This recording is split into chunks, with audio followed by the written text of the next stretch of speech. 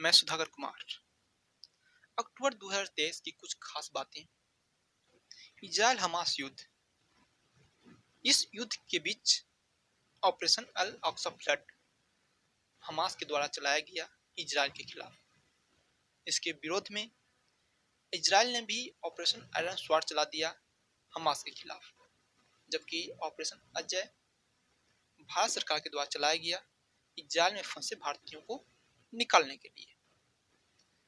बिहार में या बिहार की जाति आधारित जनगणना, इसका रिपोर्ट अक्टूबर माह में आया, जिसमें बिहार की जनसंख्या 13 करोड़ 7 लाख बताई गई। इसमें ईबीसी 36%, बीसी 27%, एससी 19%, एसटी 1.5% के आसपास और जनरल 15% की आबादी दिया गया रिपोर्ट के द्वारा। दोस्तों, ओबीसी के ही अंदर बीसी 1 और बीसी 2 आते हैं।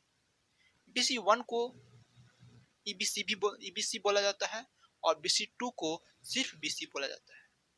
ईबीसी का मतलब अत्यंत पिछड़ा वर्ग और बीसी का मतलब पिछड़ा वर्ग होता है। 106वां संविधान संशोधन, जिसका विधेयक था नारी शक्ति वंदन अधिनियम। इस विधेयक की खास बात थी कि लोकसभा, विधानसभा और दिल्ली विधानसभा के सीटों पर 33% महिलाओं का आरक्षण होगा।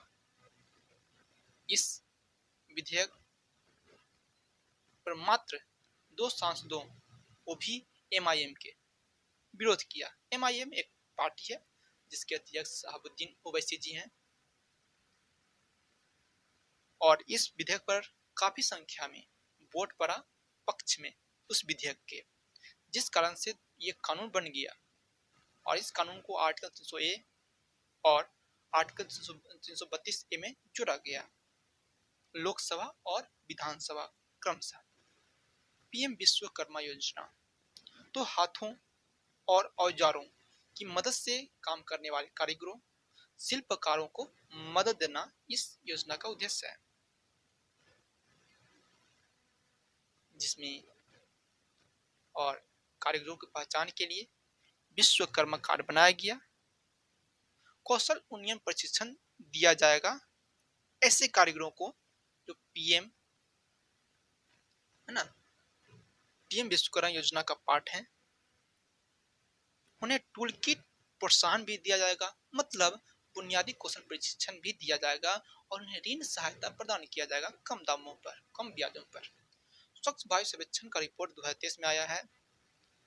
सबसे पहले यह रिपोर्ट वाहन उत्सर्जन, सड़क पर धूल ईंधन के रूप में बायोमास का जलाना के आधार पर बनाया गया। इसमें 131 शहरों को 3 वर्गों में बांटा गया। एक को जिसकी आबादी 10 लाख से ज्यादा है, जिनमें नंबर 1 पर इंदौर आते हैं। एक ऐसा शहर जिसकी आबादी 3 से 10 लाख के बीच है, इनमें नंबर 1 पर अमरावती आते हैं। और एक ऐसा शहर जिसकी आबादी 3 लाख से कम है, उनमें परमाणु, जो कि हिमाचल प्रदेश में पड़ता है, नंबर 1 पर आते हैं। अनुसंधान राष्ट्रीय रिसर्च बिल 2023।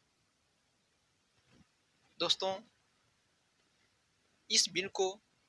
यह बिल विज्ञान और प्रौद्योगिकी मंत्रालय के अधीन आता है, और इस बिल को विज्ञान और प्रौद्योगिकी मंत्री जितेंद्र सिंह के द्वारा संसद में पेश किया गया, और यह विधेयक पारित भी हो गया। इस विधेयक में पारित होते ही विज्ञान और इंजीनियरिंग बोर्ड अधिनियम 2008 खत्म हो गया, और उसके जगह पर एनआरएफ की स्थापना की गई, नेशनल रिसर्च फेडरेशन। एनआरएफ जिसका क्या काम होगा, तो अनुसंधान प्रस्तावों के लिए अनुदान प्रदान करना, अनुसंधान, नवाचार, उद्यमिता की रणनीतियां तैयार करना, अंतर्राष्ट्रीय सहयोग को प्रोत्साहन देना, और वैज्ञानिक अनुसंधान के परिणामों और खर्चों के वार्षिक सर्वेक्षण देना है। स्वास्थ्य के क्षेत्र में भारत सरकार ने आयुष्मान भारत योजना लाया है।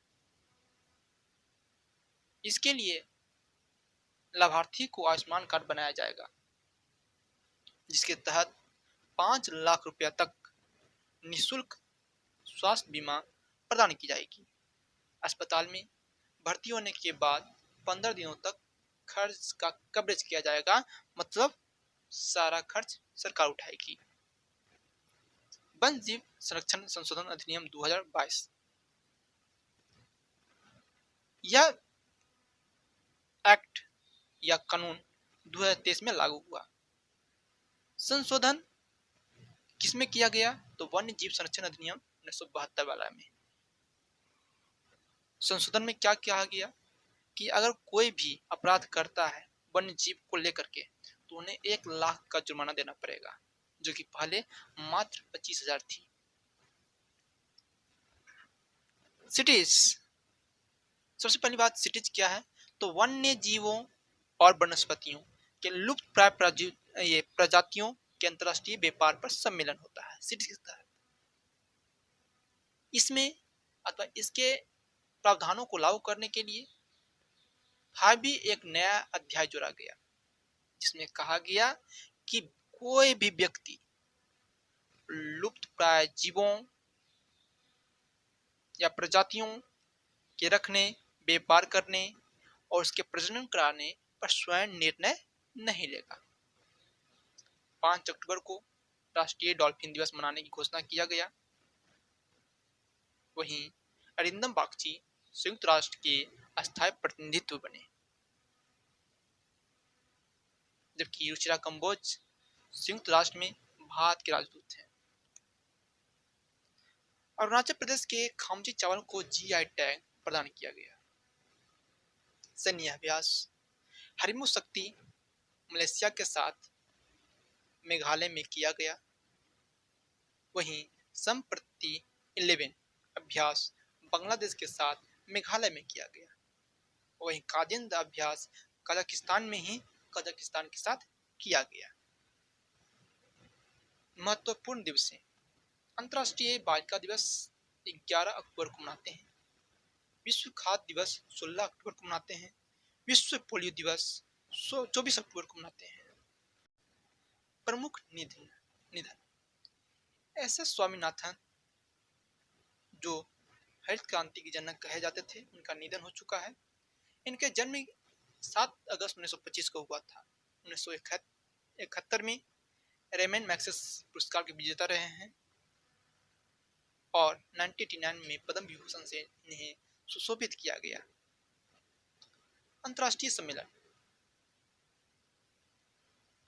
दोस्तों जैसा कि आप लोग जानते ही होंगे, G7 के 49 सम्मेलन जापान की हिरोशिमा में कराया गया और अगला 50वां G7 का आयोजन इटली में कराया जाएगा।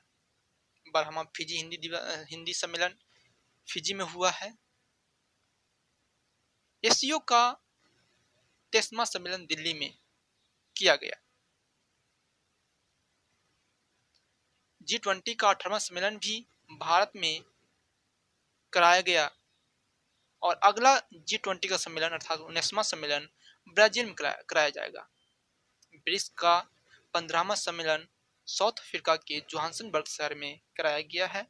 वहीं ब्रिक्स के 16वां सम्मेलन कजान रूस में कराया जाएगा।